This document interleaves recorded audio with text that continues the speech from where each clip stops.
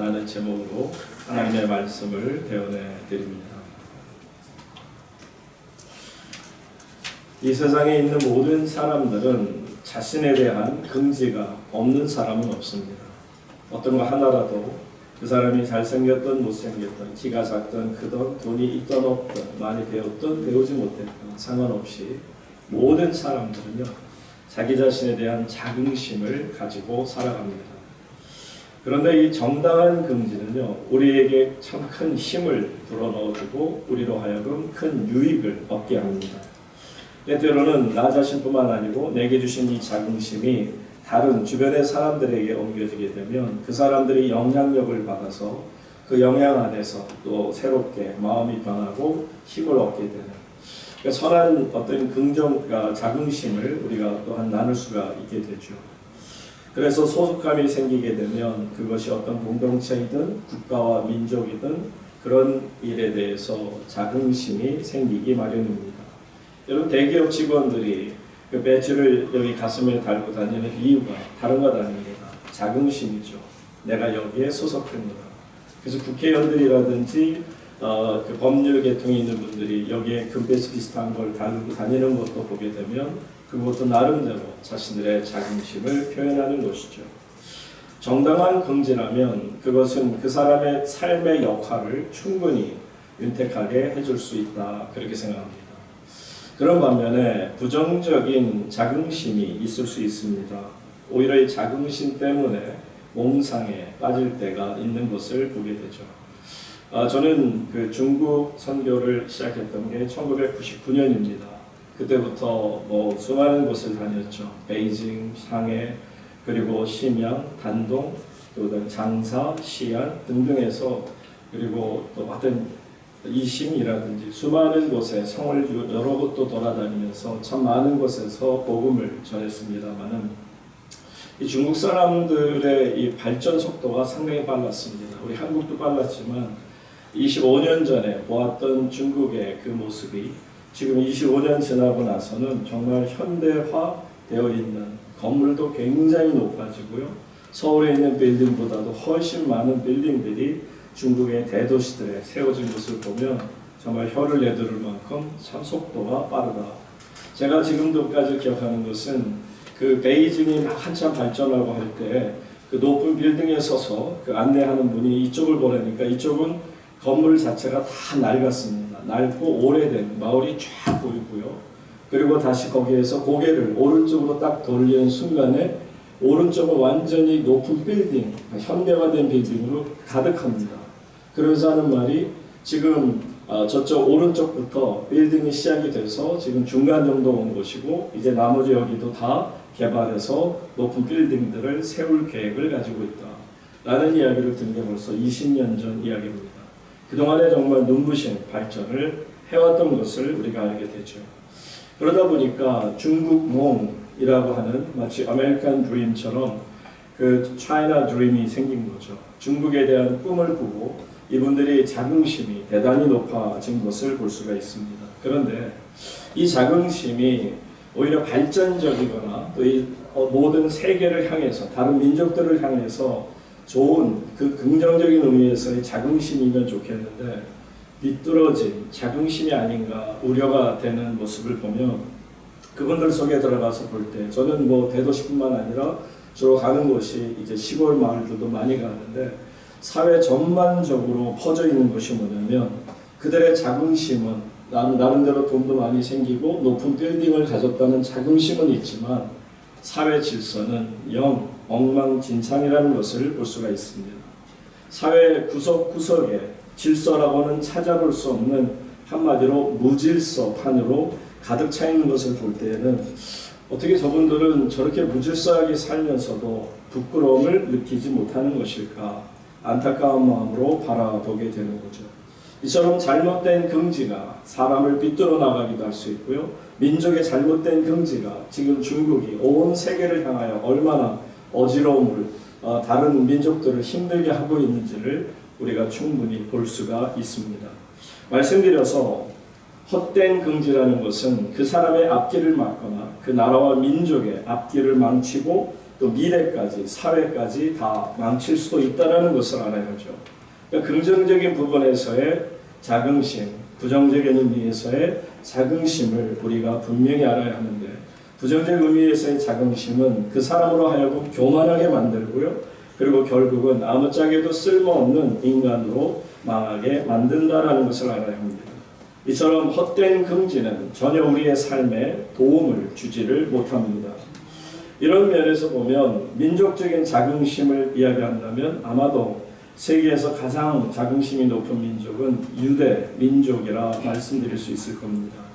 그들은 자긍심을 빼놓으면 시체라 하는 말이 있을 정도로 유대인들은 대단한 자부심을 가지고 살아왔습니다. 나라가 없는 상태에서 1900년 동안 이 땅에, 이 지구상에 나라를 빼앗겼음에도 불구하고 자긍심 하나를 지켜낸 민족이라면 대단하다는 생각을 가질 수 있겠죠. 그들은 늘 생각합니다. 우리는 하나님이 택한 백성이다. 그리고 우리는 항상 하나님의 택한 백성으로 세계 역사의 중심에 서 있다라는, 말하자면 선민의식이, 하나님께 택한 백성이라는 의식이 굉장히 그들의 자긍심을 자극하고 그들로 하여금 자부심을 갖고 살게 합니다. 그러다 보니까 유대인들이요, 예수님 당시에도 그랬지만 이방인들을 바라볼 때에는요, 항상 개와 같이 취급하는 거죠. 사람과 강아지의 차이를 말하는 것입니다.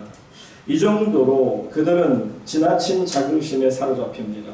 어떤 랍비의 글에는 이렇게까지 표현됩니다. 왜 하나님께서 이 땅에 이방인들을 존재케 하셨는가? 그 이유는 지옥의 땔감으로 쓰려고 이방인들을 만드셨다. 여러분, 얼마나 이 유대인들이 자긍심이 지나치면 이런 말도 안 되는, 정말 그것도 랍비라는 자의 입에서 나올 수 있는 이야기냔 말이죠. 사도 바울이요, 이 유대인들의 자긍심을 이렇게 표현합니다. 로마서 2장 17절에 보면 이 유대인들이 갖는 자긍심은 다른 것이 아니고요, 바로 이 내용입니다. 다 같이 한번 읽어볼까요?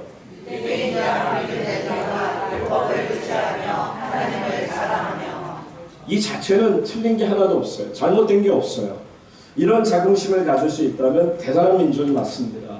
율법을 의지한다, 하나님의 말씀을 의지하고, 그리고 하나님을 자랑한다. 여러분, 이런 축복이 어디 있습니까? 이것이 정말 유대인들의 자긍심에 그대로 있다고 한다면 그것은 하나님 안에서 은혜로운 일이요, 이 자긍심은 정당한 자긍심이 되어서 그 사람을 계속해서 끝없이 발전하게 만들었을 겁니다. 그런데 사도 바울이 얘기하는 것은 뭐냐면 바로 그겁니다. 너희들이 갖는 자긍심, 율법을 의지하고 하나님을 자랑한다고는 하지만, 그런데 문제가 뭐냐? 유대인들의 문제가 바로 그겁니다. 우리는 하나님의 말씀을 받은 백성이고 또 우리는 하나님을 믿는 자녀라고 입으로는 얘기합니다. 그러다 보니까 이방인들을 개처럼 취급하는 이유가 우리는 하나님의 사랑을 받는 의인이고 너희 이방인들은 하나님의 사랑을 전혀 받지 못하는 개와 같다라는 생각을 갖지만, 여러분 한번 보세요. 이 유대인들의 최고의 긍지라는 것은 우리는 아브라함의 후손이라는 거예요. 믿음의 조상 아브라함의 후손이라고 강조합니다마는 이것을 예수님이 한마디로 깨트려 버리십니다. 여러분, 예수님 참 때로는 무서운 말씀을 던지세요. 누가복음 3장 8절 말씀 보세요. 이처럼 삐뚤어진 자긍심이 그들에게 얼마나 수치를 안겨주는지를 예수님 한마디로 말씀합니다. 다 같이 읽어봅니다. 시작. 그러므로 회개에 합당한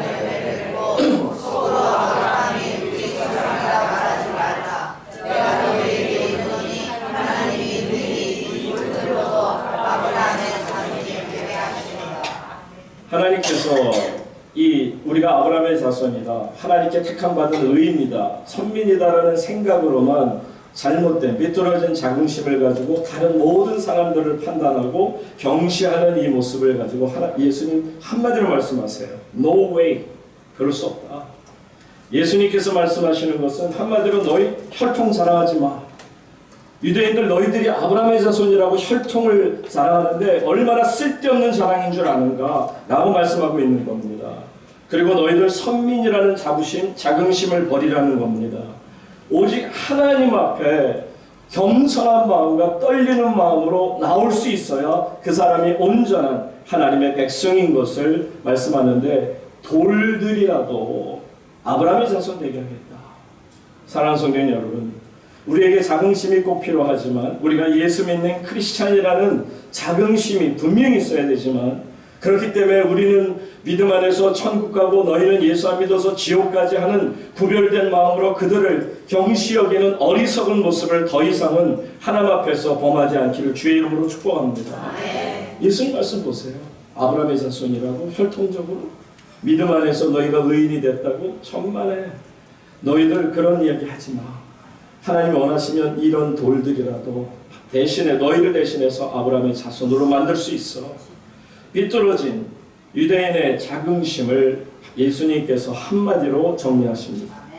자, 오늘 우리가 본문으로 들어가서 보면 이 삐뚤어진 유대인들의 자긍심이 심지어는 같은 유대인끼리도 서로를 문화가 다르다고 해서 경시하고 우리는 너보다 높다고 하는 판단하는 그런 어리석은 모습이 오늘 본문에 나타나고 있습니다. 자, 1절 말씀, 본문 1절 말씀 다 같이 함께 읽겠습니다. 시작. 그때 제자가 많아졌는데 헬라파 유대인들이 자기의 과부들이 매일의 규제에 빠짐으로 히브리파 사람을 원망하니. 아멘. 여러분, 이게 작은 일 같지만요, 실제로 교회 안에서는 큰 일이 벌어진 겁니다.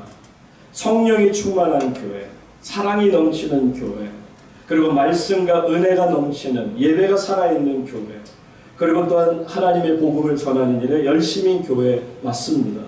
그런데 그 거룩한 공동체인 이 교회 안에, 초대교회 안에 원망과 다툼과 분열이 시작이 된 것을 보십시오. 원망이라는 단어를 씁니다. 사람을, 히브리파 사람을 어떻게 했다? 원망하니. complain against 하는 겁니다. 항의하면서 왜 도대체가 우리가 이렇게밖에 우리를 취급하지 않습니까? 라고 서로가 서로에 대해서 반감을 갖는 거죠. 여러분, 교회라는 공동체는 하나님 나라 백성들이 모인 거룩한 공동체예요. 그렇다면 이 안에는 감사와 기쁨과 평안과 사랑만이 남아야 하는데도 불구하고 이곳에 분열과 원망과 불평과 아픔과 분열이 있다면 여러분, 교회가 어찌 교회가 될 수 있겠습니까? 그런데 여기에 문제를 우리가 한번 볼게요. 어떤 문제냐? 헬라파 유대인들이 자기의 과부들이 매일의 구제, 한마디로 먹고 사는 문제가 달린 거예요. 그런데 그들이 받는 혜택이 없어지니 히브리파 사람이라는 것은 히브리파 유대인들을 말합니다. 헬라파 유대인, 히브리파 유대인. 이것은 어떤 거냐면 여러분 먼저 히브리파 유대인은 어떤 사람들이냐? 한마디로 본국 이스라엘을 떠나지 않았던 사람들, 예루살렘 중심으로 이스라엘 전체에 살고 있는 유대인들이 힘이 들어도 자신의 고향인 조국 이스라엘을 떠나지 않았던 사람들이 히브리파 유대인들이고요. 그 사람들의 숫자가 한 500만, 전국에 걸쳐 500만이었는데 놀라운 것은 디아스포라. 이 디아스포라는 여러 가지 박해와 어려움 속에 이스라엘 백성들이 흩어지게 되죠. 전 세계로 흩어져 있는 디아스포라 인원이 그 당시 1000만 명이었다고 합니다. 그러니까 적어도 2배 이상이 해외에서 살고 있죠. 근데 이 모든 사람들을 한마디로 밝혀서 헬라파 유대인이라고 부르는 겁니다. 그러니까 실제적으로 헬라파 유대인의 수가 더 많아요. 히브리파 사람의 유대인보다도 전 세계적으로 보면 많은데, 자, 이 헬라파 유대인들이 예루살렘에 와서 이제 살게 된 겁니다. 그러니까 그들이 태어난 나라라든지 그들이 말하는 언어라든지 이런 문화적인 배경이 히브리파 유대인들하고는 영 다른 거죠. 예를 들어서 여기에 지금 미국에 이민 갔던 교포들이 만약에 여러분 안에 반수가 있다고 한다면 그분들끼리는 한말이 잘 안 되니까 영어로만 쓰면 이 본토에 앉아있던 여러분들 서울에 살고 있지만 영어가 부자연스러운 분들은 무슨 얘기를 자기네끼리 하나 문화적인 그런 차이도 분명히 느낄 수밖에 없었을 겁니다.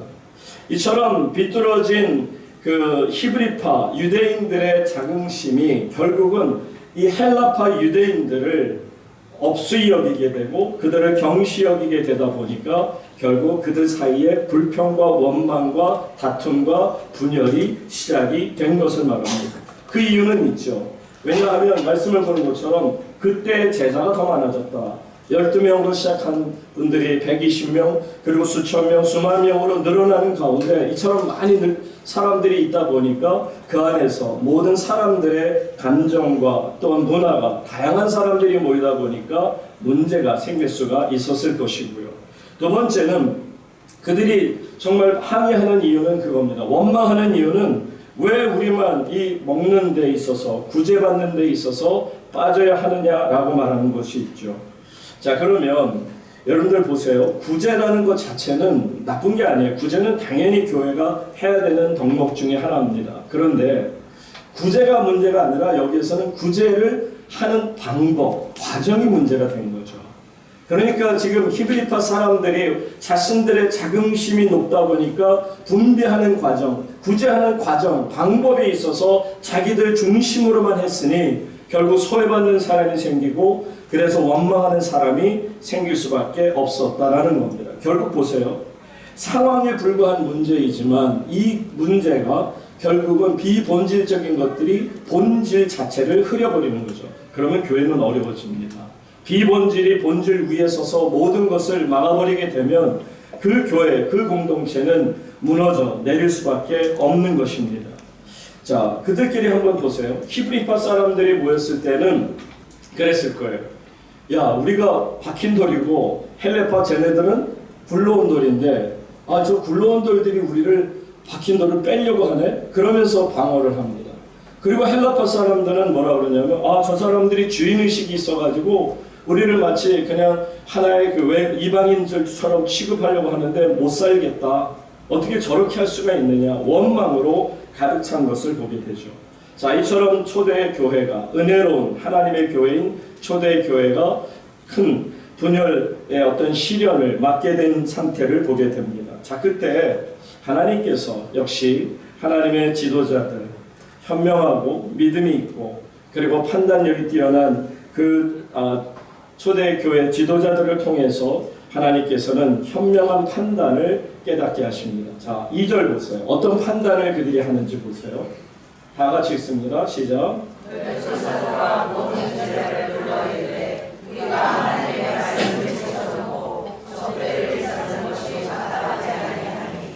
자, 12사도가 지금 모든 제자들을 불러놓고 하는 말이에요. 깨달음이 있어요. 어떤 깨달음이냐? 우리가 교회를 이끌어감에 있어서 잘못된 판단을 했다. 그것은 하나님의 교회는 말씀이 우선이어야 하는데 하나님의 말씀을 제쳐놓고 사람들의 관심과 사람들을 접대하는 일에만 신경을 썼으니 어떻게 이것이 하나님 앞에서 잘 될 수가 있겠느냐라고 말하는 겁니다. 한마디로 우선순위가, 프라이어티가 잘못됐다는 거예요. 우선순위가 분명히 있어야 되는데 그래야 질서가 세워지는 것인데 교회의 질서 중에 첫 번째인 하나님의 말씀이 우선되어야 된다는 것을 12사도가 먼저 깊이 깨닫게 된 거죠. 여러분, 뭐든지 하나님 앞에서 다시 회복되어지고 새로워지기 위해서는요, 다른 거 아닙니다. 본래의 자리로 돌아가는 거예요. 원래 개혁의 뜻도 그겁니다. 다시 돌아가는 거예요. 모든 잃어버린 것들을 되찾는 것을 말하지 않습니까? 없던 것을 새 것으로 만드는 게 아니에요. 다시 돌아가는 것처럼 사랑하는 성도인 여러분, 처음의 자리로 돌아가는 하나님의 교회가 우리 우물교회가 되기를 주의 이름으로 축복합니다. 자, 그러다 보니까 여러분 깨닫는 게 있어요. 12사도가 깨닫는 것처럼 저도 깨닫고 여러분도 깨닫는 것은 교회에 있어서 주의 종들은 무엇보다도 기도와 말씀에 집중하는 삶이 있기를, 또 여러분들이 그렇게 목회자를 도와서 하나님의 교회가 운영이 되어지도록 함께 해주시기를 주의 이름으로 축복합니다. 왜냐하면 이것이 사도행전적 방법이기 때문에 그렇습니다.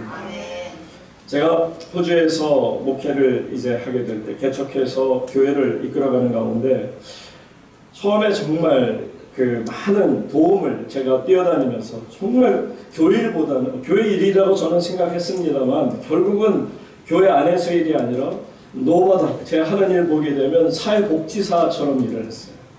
그래서 수많은 분들이 호주로 이민 오게 되면 그분들 아이들 학교까지 은행 구자 여는 것까지, 그리고 그들이 어떤 교통사고만 나도 저를 불러요. 그리고 경찰하고 대화가 안 되니까 그럼 제가 쫓아가서 경찰하고 또 이렇게 이야기를 나누게 되고, 그러니까 끝도 없이 밤에도 낮에도 아침에도 끝없이 전화가 오면 끝없이 뛰쳐나가야 됩니다.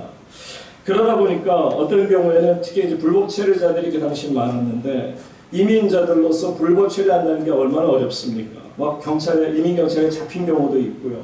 그래서 이민 수용소로 끌려가는 일도 있게 되고 그러다 보니까 제가 나서서 이민 경찰을 만나게 되고 또 그 디텐션 센터라고 하는 그곳까지 가서 그분들을 끌어내는 그래서 법적으로 그분들을 다시 사회로 복귀시키는 그런 일까지 정말 많은 일을 하면서 느끼는 게 뭐냐면 그때 제 소원이 뭔지 아세요? 젊은 목사였지만 제 소원이 하나 있었어요. 왜냐하면 내가 때로는 갈등이 생기더라고요. 목회자인지 사회복지사인지 내가 하는 일이 이게 지금 맞는 것인가. 왜냐하면 말씀 전할 수 있는 기회가 많이 없었고요.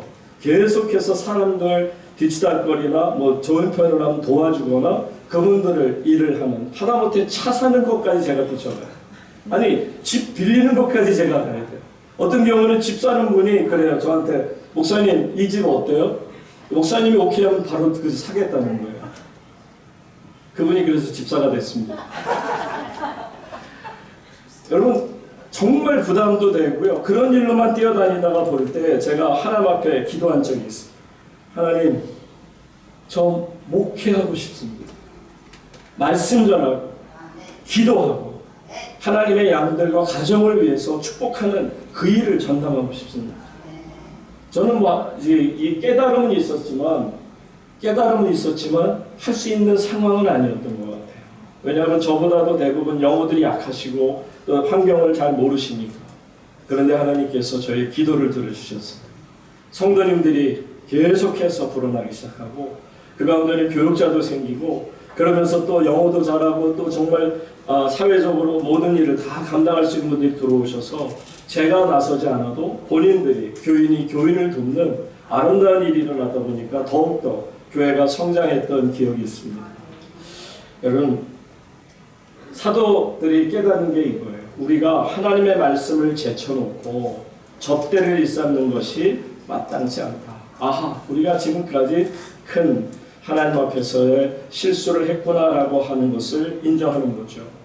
여러분 생명과 본질을 교회가 잃어버리면 세속적인 기관하고 공동체하고 다를 게 하나도 없습니다.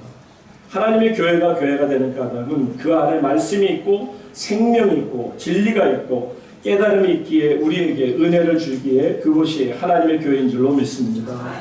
자, 그래서 이처럼 이 초대 교회 지도자들이 깨달으니까는요, 그 다음에 이제 그들이 나타나는 것이 있어요. 그게 뭐냐? 해결 방법을 찾고자 했던 겁니다. 자, 해결 방법을 찾고자 3절 보시면 어떤 방법을 택했는지 보세요. 다 같이 있습니다. 시작. 형제들아 너희 가운데서 성령과 지혜가 충만하여 칭찬하는 사람 7을 택하라. 우리가 이 일을 그들에게 맡기고. 형제들아 너희 가운데서 성령, 지혜, 칭찬받는 사람 7을 택하면 우리가 이 일을 다 그들에게 맡기겠다. 한마디로 접대하는 일, 또 교회가 운영되어지는 일, 그리고 다른 형제자매를 돕고 구제하는 일, 이런 일을 멈출 수 없으니 이런 일들을 나눠서 할 수 있는 분들을 세우게 된다. 참 기가 막힌 그들의 해결 방법 아니겠습니까? 그런데 보세요. 첫 번째는 그러려면 7사람의 첫 번째가 뭐라고요? 성령이 충만한 사람. 그렇죠. 하나님의 영이 충만한 사람이 지도자가 되어야겠죠. 하나님의 일을 해야 될 거 아니겠습니까? 성령이 충만하다는 얘기는 뭐예요? 자신은 사라지게 되고 자기 자신을 부인하며 오직 하나님의 뜻, 하나님의 말씀만이 내 인생, 이 교회를 이끄시는 힘이라는 것을 아는 자들. 이게 성령 충만함이 아닐까요? 이 성령 충만한 자들을 세우고 그 다음에 두 번째 어떤 자들? 지혜가 충만하다. 지혜가 충만하다는 것은 다른 것 아닙니다. 올바른 판단을 할 수 있는 히브리파 사람이든 헬라파 사람이든 팔은 안으로 굽는다고 히브리파 사람들만 구제하고 헬라파 유대인들은 같은 유대인이면서도 그들을 배척하는 그런 어리석은 판단은 하지 않을 수 있는 그게 지혜 아니겠습니까? 하나님의 지혜는요, 그 솔로몬 왕이 하나님 앞에서 지혜를 구하게 되죠. 네가 무엇을 원하느냐 했을 때 분명히 솔로몬이 지혜를 원합니다. 그 지혜는 뭐냐? 영어로 표현하면 hearing mind, 듣는 마음을 얘기해요. 진정한 하나님 안에서의 지혜, 여기에서 지혜가 충만하다고 했을 때 그 뜻은 바로 하나님의 음성을 제대로 들을 수 있는 사람. 그래서 하나님의 뜻을 알고 나니 귀가 열리게 되고 사람들의 불평과 사람들의 원망과 사람들의 아픔의 고통의 소리를 들을 수 있는 마음을 갖게 된 거죠. 이런 분들이 7 제자가 되고요. 그러는 가운데 자, 성령과 지혜가 충만하다 보니까 자연히 나오는 게 뭐예요? 세 번째로 칭찬받을 수밖에 없죠. 그렇죠. 빛이라고 하는 것은 어둠 속에 들어가면 감출 수가 없는 겁니다. 어둠은 아무리 꽁꽁 빛을 감추려고 해도요, 어둠이 강하면 강할수록 빛은 더 빛을 발하게 돼 있잖아요.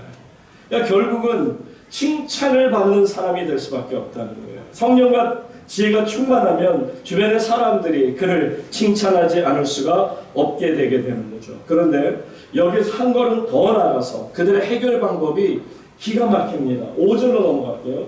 5절 보시게 되면 자, 여기에서 제자들이 사도들이 말합니다. 우리가 하나님의 일꾼이 되어 하나님의 말씀을 하게 되는데 자, 그런데 7명을 누구를 세우는지 한번 보세요. 구체적으로 7분을 세워요. 다 같이 읽습니다. 시작. 온 우리가 이날이 기뻐하여 기능과 성령이 충만한 사람 스테반과 또 빌립과 프로도와 니가노와 디몬과 바르나와 그들의 교회에 교회와 안디옥 사람 니골라를 택하여. 여러분 이 말씀 자세히 보세요.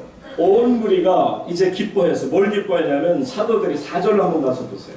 4절에 가서 보시게 되면 우리는 오로지 뭐하는 일과 기도하는 일과 말씀 사역에 힘쓰리라.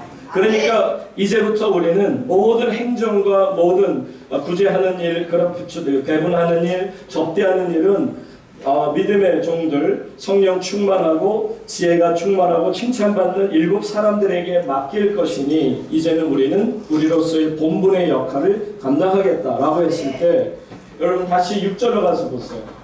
이렇게 하고 났더니 사람들이 어땠더라? 5절. 온 무리가 이 말을 어떻게 했더라? 기뻐하여. 와, 너무 기가 막힌 결정을 하셨네요. 사도들이 역시 하나님 앞에 그들이 먼저 정말 지혜롭고 성령 충만하고 칭찬받는 사람들이 맞아요. 그래서 이분들의 말을 기뻐하게 되고요. 그러다 보니까 믿음과 성령이 충만한 사람을 뽑는데 여기 7 사람의 이름이 나와요. 스데반, 빌립, 브로고로, 니가노르, 디몬, 바메나, 그리고 안디옥 사람 니골라. 여러분 이 7 사람의 이름이 어떤 이름인 줄 아세요? 헬라식 이름이에요. 물론 이 중에는 히브리파 사람이 섞여 있을 수도 있겠으나 분명히 여기에서 이 헬라파 이름을 쓴 것을 보면 이 사람들이 거의 헬라적인 사람들이, 헬라파 쪽의 사람들이라는 거예요.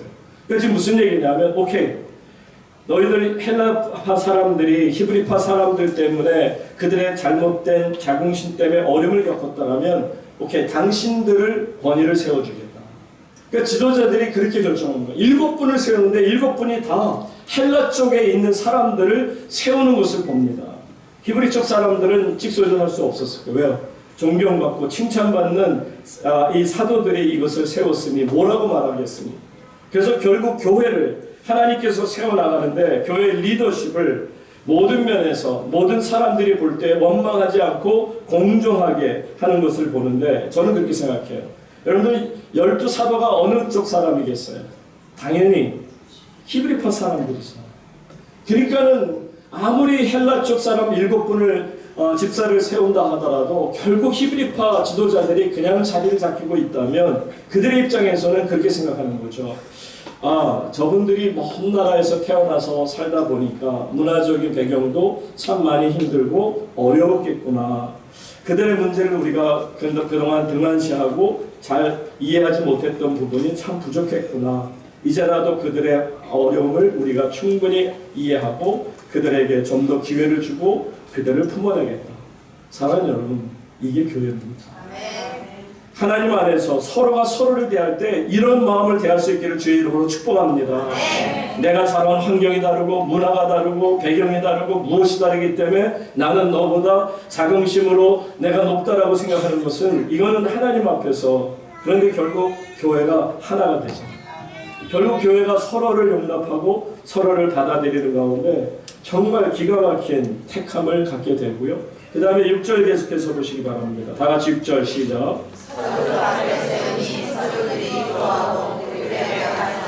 자, 사도들 앞에 세웁니다. 히브리파 사람들이 12제자를 비롯한 이분들이 양보해서 결국 헬라파 사람들을 지도자로 세우고 나서 이제 사도들이 그들의 머리에 손을 얹고 기도하며 그들에게 어떻게 했다? 안수했다. 여러분, 안수라고 하는 것은요, 구약성경 출애굽기나 레위기에 잘 나와 있습니다. 이 안수가 무엇을 의미하는 줄 아십니까?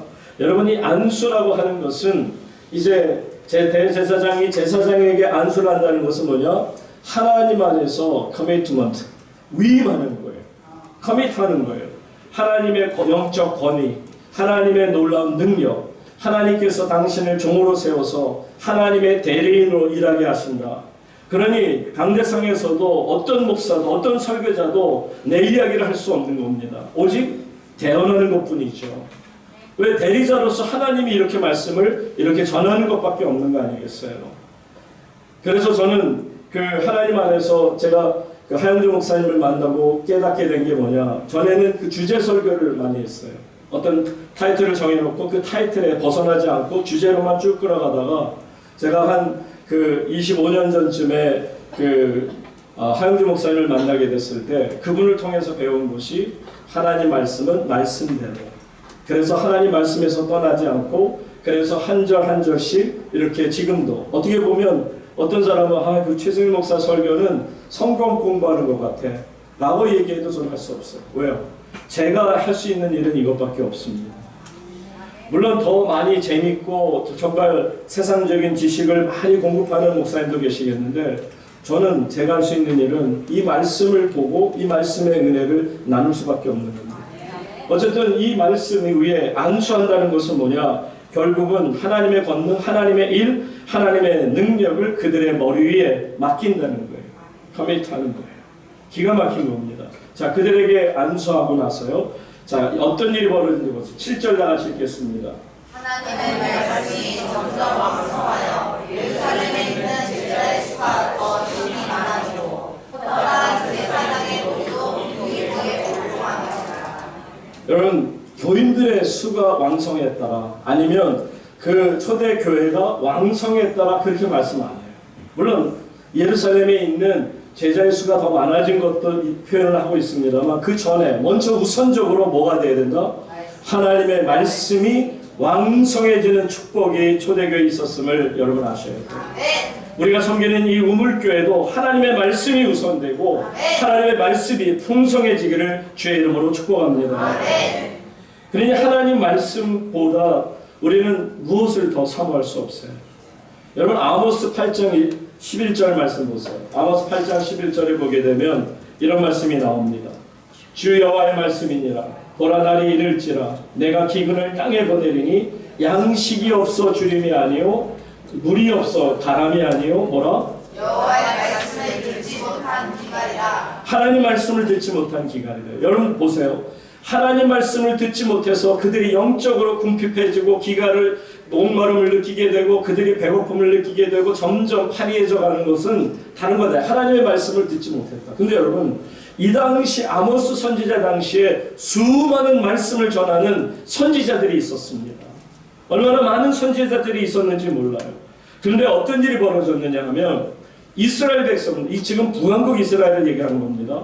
결국 북왕국 이스라엘이 어떻게 되는지 여러분 아시죠? 결말이 완전히 지구상에서 사라지게 됩니다. 그런데 그 사라지기 전에 어떤 일이 있었느냐? 하나님의 말씀을 듣지 못하는 영적 기갈이 있는데 그 이유가 어디에 있느냐면 백성들이 하나님 말씀 듣는 것을 싫어했더라는 거예요. 귀를 막아버린 거예요. 수많은 선지자들이 하나님의 말씀을 대언하고 선포함에도 불구하고 그들이 귀를 꽉 막아버리는 겁니다. 나는 당신의 설교 따위 듣지 않겠습니다. 왜요? 부담된다는 거예요. 하나님의 말씀은 끝없이 나를 책망하는 것 같고 나에게 뭔가를 자꾸 이렇게 요구하는 것 같은 착각에 빠집니다. 그러다 보니까 귀를 막아버리고 나는 말씀을 들을 수 없습니다. 그러다 보니 그들에게 결론은 영적 기갈로 인해서 죽음을 맞이할 수밖에 없고 북왕국 이스라엘이 완전히 깨어지게 되고 무너지고 이 땅에 흔적도 남지 않게 되는 것을 보죠. 사랑하는 성도 여러분, 왠 줄 아세요? 왜냐하면 사람은 떡으로만 사는 것이 아니에요. 하나님의 입에서 나오는 모든 말씀으로 사는 것이 저와 여러분 아닙니까?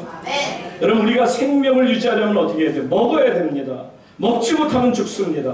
사랑하는 하나님의 자녀인 여러분, 하나님의 말씀을 날마다 묵상하고 먹을 수 있기를 주의 이름으로 축복합니다. 그러니까 여러분, 하나님의 말씀을 다시 세우는 것이 교회의 질서를 다시 세우는 것임을 알아야 합니다. 교회는 질서가 있어야 합니다. 내 뜻, 인간의 말이 중심이 아니라 오직 하나님의 뜻, 하나님의 말씀이 우선이 되어야 되는 것을 말합니다. 이 땅에 죄악이 임하게 된 것은 다른 거 아니잖아요. 질서가 깨진 겁니다. 천사들이 자기의 자리를 떠난 거예요. 질서를 깨트린 겁니다. 그래서 루시엘 같은 자가 루시퍼가 된 거 아닙니까? 자리를 박차고 나간 겁니다. 질서를 깨트려 버린 겁니다. 여러분, 아담과 하와가 에덴 동산에서 결국은 죄를 범함으로 하나님의 거룩한 질서를 깨트리지 않았습니까? 죄는 무질서입니다. 결국 죄는 하나님의 질서를 깨트리고자 호시탐탐 누리는 겁니다. 여러분, 어떤 경우에도 오늘 교회는 하나님의 거룩한 교회가 되어 교회의 질서가 깨어지지 않기를 주의 이름으로 축복합니다. 그러려면 여러분들이 애를 써야 돼요. 기도해야 합니다. 저 목사인 저 역시도 교회 질서를 깨뜨리지 않도록 저 역시도 조심하며 살얼음을 걷는 것처럼 늘 긴장하면서 하나님의 거룩한 일을 감당해야만 이 교회가 거룩함을 지켜낼 수 있을 줄 믿습니다. 성도님들도 마찬가지예요. 하나님 안에서 늘 겸손하시고 서로가 서로를 정말 원망하거나 불평하지 않고 받아들일 수 있는, 그래서 하나님의 말씀이 중심이 되는, 그러면 하나님의 교회는 교회다운 질서를 회복할 수 있게 되죠. 16세기 초에 카톨릭 교회가, 천주교회가 얼마나 심히 부패했는지는 제가 구태여 설명드리지 않아도 잘 알 텐데, 그 중에 가장 중요했던 것이 뭐죠? 면죄부 판매입니다. 교회 주 수입원이 면죄부를 파는 일이었다라고 말할 정도로, 이 면죄부가 뭐예요? 자, 죄를 지어서 지옥이나 그들이 얘기하는 연옥은 지옥과 천국의 중간 정도, 연옥 정도에 빠진 사람들을 위해서 어떤 일을 하느냐? 이 땅에 살아남은 자 중에 그 사람의 영혼을 빌면서, 그리고 많은 헌금을 하게 되면 어떻다고요? 그가 연옥에서 천국으로 옮겨간다는 거예요. 세상에 성경 어디에 이런 말씀이 있습니까? 그런데 교황이라는 자가 이것을 인정하고 이것을 강조하고, 물론 바티칸 성당을 짓는, 바티칸 가보시면 아시겠지만 대단합니다. 지금 아마 현재로서는 어떤 나라도 그걸 다시 못 세울 것 같아요. 그 정도 똑같이. 왜? 어마어마한 돈이 들어갔거든요. 지금도 가서 보면 그냥 돈덩어리예요. 무시무시할 정도로 정말 금으로 모든 걸 발라놓고 돈으로 발라놓은 것이 보여요. 근데 여러분, 이처럼 교황이 그 성베드로 대성당을 건축하는 데 있어서 많은 돈이 필요하다 보니까 면죄부라고 하는 말도 안 되는 그걸 가지고 사람들을 몰게 됩니다. 교인들에게 막 짜내는 거죠. 그러다 보니까 여러분, 교회는 돈과 권력에 완전히 무너진, 한마디로 교회 질서가 무너진 것을 보죠. 자, 비텐베르크라는 곳까지 그 요한 그 테첼이라고 하는 바티칸으로 돈 수도사가 하나 있어요. 이 사람이 얼마나 말빨이 좋고 사람들을 현혹하는지요. 사람들에게 뭐라고 얘기했느냐면, 자, 이 말에 결국 마틴 루터가 분연히 일어나는 장면이 보게 되죠. 뭐라고 요한 테첼이 말했느냐면, 독일 사람들에게 말하죠. 여러분이 돈이 뱃속에 떨어질 때, 특히 무겁게 쿵 하고 떨어지는 순간 여러분이 기도하는 영혼이 연옥에서 천국으로 옮겨질 거다. 동전이 무거우면 큰 소리 나겠죠? 헌금 적게 하면은 연옥에서 천국 못 가요. 돈 많이 내셔야 돼요. 여러분, 헌금 많이 하셔야 돼요. 저도 닮아가야죠. 요한 테첼. 말도 안 되는 이야기를 하게 될 때, 그 이야기를 듣는 순간에 마틴 루터가 도무지 참을 수가 없었어요. 어떻게 사람의 구원을 돈을 가지고 살 수 있느냐, 면죄부를 가지고 그것으로 죄의 용서를 받을 수 있다고 말하는가. 한마디로 교회 질서가 완전히 무너진 상태. 이게 16세기 그 천주교의 적나라한 모습이었다는 것을 말합니다. 그래서 그는 목숨을 걸고 다시 지키기를 원했어요. 교회의 무너진 질서를 다시 세워야겠다고 생각합니다. 그래서 그가 피치를 내본 것이 종교개혁이라는 거죠. 여러분, 종교개혁은 다른 거 아닙니다. 다시 무너진 교회 질서를 세우겠다는 거예요. 그러다 보니까 마틴 루터를 비롯한 당시 종교개혁자들은 교회의 모든 일들은 질서를 세우려면 성경으로 돌아가야 된다. 본질로 돌아가야 된다. 그래서 하나님이 원하시는 뜻을 이루어야만 교회가 교회다워질 수 있다고 생각합니다. 그래서 칼빈 같은 사람도 한마디로 표현합니다. 교회의 질서는 복음에서 나온다. 하나님의 복음이 온 교회를 사로잡을 때 교회가 하나님의 질서 안에 머물게 될 줄로 믿습니다. 그러니까 교회의 질서는 세상적인 질서가 아니라는 거예요. 사람들이 얘기하는 질서가 아니라는 겁니다. 예수 그리스도의 섬김의 질서이고 하나님 아버지께 예배하는 질서라는 것을 알죠. 그래서 마틴 루터가 도무지 무너진 교회의 질서를 더 이상 두고 볼 수 없기에 교회의 질서를 세우기 위해 그래서 95개 조항의 그 반박문을 비텐베르크 성당, 저도 그곳에 가서 보니까 지금은 동판에다가 새겨놨습니다만 그때는 당연히 종이 같은 걸 붙였겠죠. 어쨌든 95개의 조항을 쫙 써서 그것을 성전 문에다가 딱 하고 붙여놨습니다. 들어가는 사람들이 그것을 누구라도 다 읽을 수 있게. 95개 조항 다 이야기할 수는 없으니 그걸 4가지로 그냥 제가 줄여서 여러분들에게 설명을 드린다면, 어쩌면 이것이 물론 마틴 루터가 얘기하는 깨어진 교회 질서를, 무질서를 질서로 바꾸는 일에 4가지가 꼭 필요하다라는 것처럼 어쩌면 지금 우리의 상황과는 다를 수 있어도 저는 하나님께서 세우신 이 개혁교회, 하나님이 세우신 정말 모든 주의 기독교인들에게 주시는 귀한 은혜의 말씀이라 생각해서 여러분들에게 말씀을 드립니다. 4가지예요. 첫째는 면죄부 남용에 대한 비판을 가감없이 합니다. 그 말은 뭐냐? 성경에 근거가 없다는 거예요. 세상에 어느 곳에 성경 말씀에 면죄부를 팔아서 영적 구원을, 영원 구원을 얻을 수 있느냐라고 말했냐는 거죠.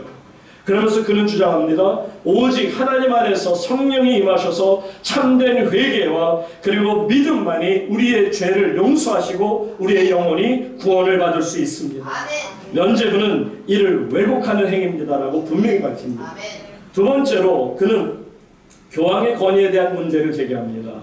여러분, 그 당시 교황은요, 그 성경 말씀 위에 있었어요. 여러분, 성경을 바꾸는 것은 천사라도 하면 하나님이 가만 안 두세요. 그런데 교황은 이 성경 말씀 위에 자신이 있다고 생각해요.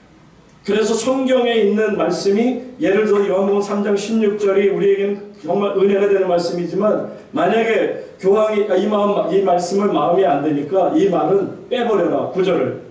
그러면 그들의 성경책에서도 빼어질 수 있을 정도의 권위가 바로 교황의 권위입니다. 여러분, 세상에 성경 말씀 위에 설 수 있는 인간이 어디에 있겠습니까? 그러니까 지금 마틴 루터가 어찌 교황의 권위가 하나님의 말씀보다 위에 있을 수 있느냐, 또 사람의 영혼을 구원하는 일에 있어서 교황이 할 수 있는 일은 없다는 거예요. 우리의 영혼을 구원하는 일은 다만 오직 예수 그리스도의 보혈뿐이라는 거죠. 이게 마틴 루터가 말씀한 겁니다. 세 번째는 뭐냐면, 그러므로 하나님 안에서 참된 회개와 믿음이 얼마나 중요한가를 강조합니다. 그러므로 인해서 참된 회개라는 것 자체가 뭐냐? 결국은 마음의 변화를 받는 것을 말해요. 삶이 하나님 안에서 개혁되어지는 것을 말해요. 면죄부가 아니라는 거예요. 면죄부 돈으로 사서 그 사람의 영혼을 구할 수 있다? No way. 그럴 수 없다는 거예요. 참된 회개만이 우리로 하여금 하나님 앞에 설 수가 있도록 한다는 것이죠. 사랑하는 여러분, 어찌 구원을 행위나 우리의 돈 가지고 이룰 수 있다고 생각합니까? 오직 믿음과 하나님의 은혜만이 구원의 길이다. 그러니까 이 말은 결국 교회가 다시 이렇게 돌아가야 된다. 그러니까 교회에서 돈 얘기하지 말라는 거예요. 힘들면 힘들어도 괜찮고요. 어려우면 어려워도 괜찮은 거예요. 왜냐하면 하나님이 하시는 일이기 때문에 하나님의 역사라는 것을 여러분 결코 놓치지 마시기를 바랍니다. 끝으로 마틴 루터가 이 95개 조항에 있어서 가장 못을 박듯이 가장 강조하는 게 뭐냐? 성경의 권위를 강조하는 겁니다. 왜곡되어지고 또 성경의 가르침을, 아니 사실은 이 마틴 루터가 하나님 앞에서 이 성경으로 돌아가자라고 얘기했던 이유가 뭔지 아세요? 이때까지는 성경이 아니었던 거예요. 자, 성경이 AD 300년경에 완전히 이 70명의 그 학자들로 인해서 성경이 한 권이 됩니다. 거룩한 정경, 캐논이라고 그러죠. 정경이 돼요. 그런데 300년부터 이 1500년대까지 적어도 1200년 동안은 교회가 성경을 가지지 못했어요. 아니, 교회는 가지고 있겠죠. 대신 신부만 가지고 있는. 신부 외에는 그 누구도 성경을 읽을 수가 없어요. 성경을 읽다가 걸리게 되면 그 사람은 목 잘려 죽습니다. 여러분 이해가 됐어요? 성경 말씀을 평신도들이 읽다가 보면 여러분 죽는다는 거예요. 신부들 외에 성경은 그 누구도 허용이 안 됩니다. 왜? 거룩한 하나님의 말씀이기에 거룩한 신부들만, 주의 종들만 이 거룩한 말씀을 가질 수 있지, 어찌 평신도 따위가 거룩하지도 못한 자들이 하나님의 말씀을 읽을 수 있겠느냐. 여러분 1200년 동안 교회가 성경이 없다는 게, 시간이 갔지만 이 말씀 나드리 1975년도가 한국 천주교가 한국말로 된 성경을 갖게 된 시간이에요. 언제요? 75년. 불과 얼마 되지도 않아요. 그들이 갖고 있는 성경이 처음에 어떤 이름이 뭔지 아세요? 공동번역. 공동번역이라고 이렇게 파랗고 두꺼운 책 기억나십니까? 성경책. 이 공동번역이 왜 공동번역이냐면 그들이 성경에 대해서 정말 마틴 루터가 그렇게까지 강하게 성경의 권위를 주장했음에도 눈 하나 깜짝하지 않고 1975년까지 한국 천주교가 끌어오다가 1975년에 돼서야 저쪽 개신교는 기가 막힌 성장을 하거든요. 날마다 막 부흥하고 막 나팔 불고 대단한 잔치를 하는 것처럼 보여지니까 천주교는 자꾸 잊히게 되니까 도대체 뭐지? 아, 성경이 필요하겠구나. 그래서 모든 사람들에게 성경을 읽히게 하기 위해서 세워진 것이 공동번역. 왜 공동번역이냐? 로마 천주교 신부들 중에, 신학자들 중에 구약을 공부해서 히브리어를 공부해서 성경을 해석할 수 있는 사람은 있었어요. 그래서 구약은 그 천주교 신부가 그것을 번역을 했고요. 신약은 없었어요. 로마 그 신학교에서 이 헬라어를 전공한 사람이 없어요. 그래서 제대로 이것을 해석할 사람이 없었어요. 그래서 부른 분이 누구냐면, 감사하게도 저를 주례해 주신, 저희 결혼을 주례해 주신 박창환 학장님이라고, 그 당시 이제 장신대 총장이셨는데, 그분이 천주교에 가서 자신이 배운 헬라어의 기가 막힌 전공자시고, 그래서 헬라어를 그대로 해석해서 번역된 성경이 신약 성경. 그게 1975년도 얘기예요. 여러분, 그러니까 여러분 다시 돌아가서 500년 전에 마틴 루터가 얼마나 답답했겠어요. 하나님 말씀도 읽지 못하게, 평신도들이 하나님 말씀을 손에 주면 죽여버려. 세상에 이런 게 어디 있냐는 거예요. 그래서 교황말이 마치 모든 정말 무오하다, 어떤 실수도 없고 모든 일에 있어서 완벽하다고 생각하는 그 잘못된 일을 지적하며, 교회는 오직 성경. 그래서 그가 주장한 게 그거예요. 교회 질서를 세우려면 오직 성경, 오직 믿음, 오직 은혜, 오직 그리스도, 오직 하나님의 영광을. 사랑하는 여러분, 우리 우물교 안에 이제 잃어버린, 무너진 한국교회의 질서가, 무너진 무질서함들이 이제는 하나님 안에서 우리가 힘을 얻고 개혁자들의 그 정말 정신을 그대로 이어받아서 하나님의 말씀으로 돌아갈 수 있기를 축복합니다. 하나님 말씀이니라. 하나님의 말씀이니라. 하나님의 말씀이 왕성해져 가고 이 말씀을 듣는 능력이 저 여러분에게 넘치기를 주의 이름으로 축복합니다.